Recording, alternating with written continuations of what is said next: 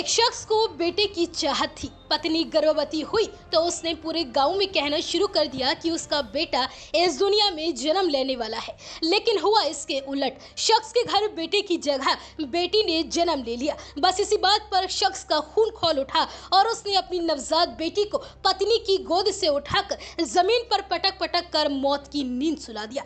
दिल को झकझोर देने वाला यह मामला उत्तर प्रदेश के इटावा जिले का है। यहाँ एक बबलू नाम के पिता ने अपनी नवजात बेटी को जमीन पर पटक पटक कर मार डाला। हत्यारोपी पिता चौथी बेटी के जन्म से गुस्से में था।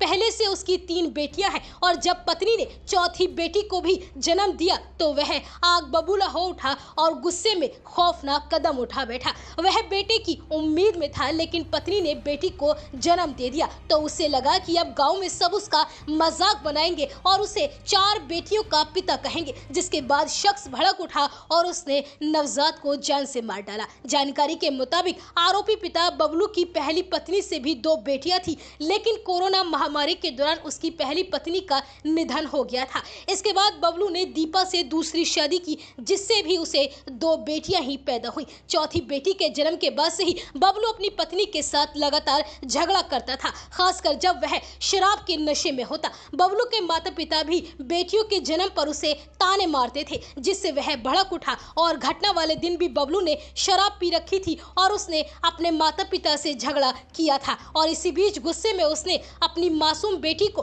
पत्नी की गोद से उठाकर सीधे जमीन पर जोर से पटक दिया, जिससे बच्ची गंभीर रूप से घायल हो गई और आखिर में अस्पताल में इलाज के दौरान उस नवजात मासूम की मौत हो गई। इस घटना के बाद बबलू की पत्नी दीपा ने उसके खिलाफ पुलिस में शिकायत दर्ज कराई, जिसके बाद पुलिस ने हत्यारोपी पिता को गिरफ्तार कर लिया। फिलहाल पुलिस इस मामले की जांच पड़ताल में जुटी हुई है और आरोपी पिता को जेल भेजा जा रहा है।